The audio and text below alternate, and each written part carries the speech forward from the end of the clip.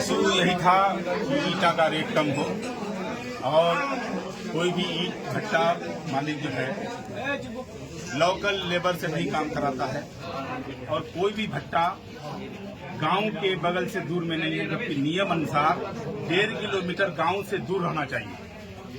या नहीं तो आज जो हमारा नस्ल और फसल दोनों बर्बाद हो रहा है।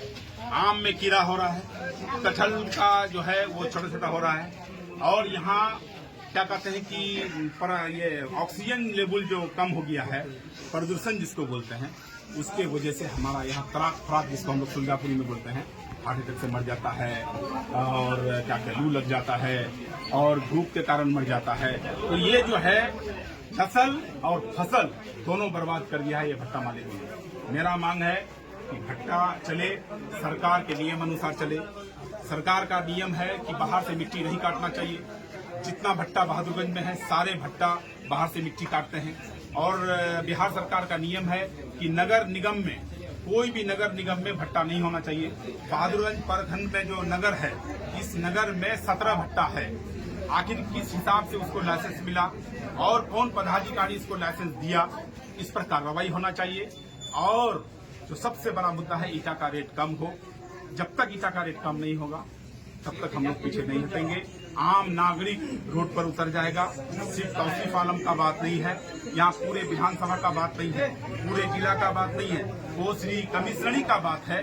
जो यहाँ रेट आनन फानन में बेचा जा रहा है, 12,000, 11,000, 12,000, 13,000 तक ईट बिक रहा है। आखिर इसके पीछे है कौन? कोसी कमिश्नरी में जो माफिया चला रहा है, माफिया तंत्र, ईट भट्टा लोग एक संगठन बना करके एक अवैध वसूली कर रहा है। कोई रेट पूछने जाइए तो कोई रेट नहीं है। आप ईटा खरीदने के लिए जाइए तो चालान में सिर्फ ईटा का संख्या लिखा जाता है, 1000 ईटा या 1500 ईटा, कोई भी ट्रैक्टर में, यानी कोई भी रेट बैठाया नहीं जाता है। मेरा मांग है कि हर चालान में रेट बैठाया जाए ताकि जीएसटी जो हो वो सरकार के खाते में जाए। ये तो डायरेक्ट जीएसटी चोरी हो रहा है, ये माइनिंग जीएसटी चोरी करा रहा है। मेरा आरोप है कि माइनिंग सारे भट्टा, लगभग 600 भट्टा किसान जिला में है, सारे भट्टा से मंथली लेकर के भट्टा वाला का साथ दे करके मनमानी रेट में ईट बिचवा रहा है। लेकिन विधायक जी, जो प्रधानमंत्री आवास है उसमें ईटा के साथ साथ सीमेंट और रड भी लगता है, तो सिर्फ आवास ईटा पे ही क्यों, सीमेंट और रड पे क्यों नहीं? मेरा मांग, देखिए मेरा अधिकार क्षेत्र में है, मिट्टी मेरा इलाका में भट्टा बनता है, भट्टा है, तो हमको जो 1,35,000 किसी भी गरीब आदमी को इंदिरा आवास दिया जाता है, तो ईटा का दाम उसमें क्या कहते हैं कि 5715 रुपया के हिसाब से रेट बैठा करके, यानी रेट ईटा का अलग होता है, बालू का अलग होता है, लोहा का अलग होता है, गिट्टी का अलग होता है, सारा चीज मिला करके, लेबर का अलग होता है, सारा चीज मिला करके हमको, यानी हमारी जनता को 1,35,000 ये इंदिरा आवास दिया जाता है।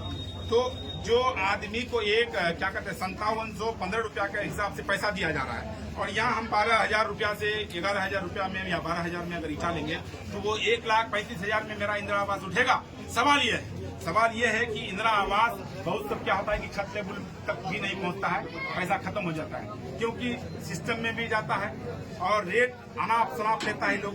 और पदाधिकारी लास्ट में क्या करता है, ग्रामीण में जिसके नाम पर इंदिरा आवास होता है उसके नाम पर चाहे तो एफआईआर कर देता है या उसको नोटिस दे देता है कि इतना दिन के अंदर घर उठाओ या नहीं तो तुम्हारे ऊपर एफआईआर होगा। तो मेरा कहने का मतलब है कि आप एक तरफ रिकवरी के लिए चिट्ठी भेजते हैं और दूसरी तरफ आप मनमानी रेट में ईटा और बालू सीमेंट खरीदना पड़ता है। तो इसमें भी देखिए ना, एक तरफ टोपी लगा करके कहिएगा कि हम शुद्धिकरण है, तो नहीं होगा। आपको शुद्धिकरण सब में करना पड़ेगा, ईटा का रेट में भी करना पड़ेगा। और भट्टा का जो गलत लाइसेंस दिए हैं नगर में, आप 17 भट्टा का जो बहादुर नगर में जो दिए, कैसे दिए, किस कानून के तहत दिए? और मिट्टी जो बाहर से लाते हैं ये किस कानून पर आता है? हमारा देहाती क्षेत्र में कोई आदमी अगर 1 टेलर ईटा या 1 टेलर मिट्टी काटने के लिए जाता है तो माइनिंग थाना प्रभारी को ले आकर के पहुंचा करके टेलर को सीज करता है, गाड़ी को सीज करता है, चालान काटता है, मनमाने इस माइनिंग 1 लाख 1.5 लाख फाइन करता है। तो तुम ये किसान के लिए अलग कानून, भट्टा वाला के लिए अलग कानून। तुम फाइन अगर किसान पर करोगे तो भट्टा मालिक पर भी ये करना पड़ेगा, एफआईआर करना पड़ेगा। नहीं तो हम लोग एक देश एक दो दोहरी नीति हम लोग चलने नहीं देंगे। कोई भी किसान को अगर माइनिंग वाला डिस्टर्ब करने के लिए आया, हमको फोन करे, हम उस माइनिंग वाला को वही नापेंगे, उसको कान पकड़ेंगे माइनिंग वाला का। भट्टा वाला के यहाँ चलो, तुम देखो कहाँ से यह मिट्टी आता है, तुम्हारा बाप के घर से आता है मिट्टी ना, तुम जहाँ से लाइसेंस देते हो वहाँ से मिट्टी काटना पड़ेगा, माइनिंग को जवाब देना पड़ेगा। विधायक जी, आपका दूसरा मुद्दा ये था कि बिजली नजर व्यवस्था को लेकर के था, लेकिन 4 टर्म आप भी विधायक रहे, फिर भी लोगों का शिकायत है कि अभी ट्रांसफार्मर नहीं है, कहीं पे पोल नहीं है। तो सर 4 टर्म जब आप थे तो उस समय कैसे? आप मेरा बात सुन लीजिए, जब हमको एमएलए बनाया था 2005 में, 2005 में कोई भी गांव में बिजली नहीं था, कोई भी गांव में रोड नहीं था, और ईटा का रेट 4 से 5 हजार था। 2020 में 6,000 ईटा का रेट था। रेट बढ़ा है 2020 के बाद। लोग अगर सवाल करता है तो हमसे मुखातिब करे, बात करे हमसे। मेरे वक्त में कोई भी लाश पोस्टमार्टम नहीं होता था, मेरे वक्त में कोई भी लाश कब्रिस्तान से नहीं उठता था, मेरे वक्त में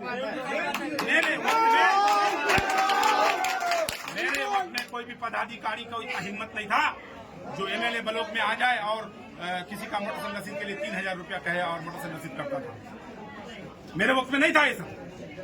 कोई भी पदाधिकारी हो, अगर वो एमएलए का बात नहीं सुनता है, इसका मतलब है कि वो एमएलए कमजोर है।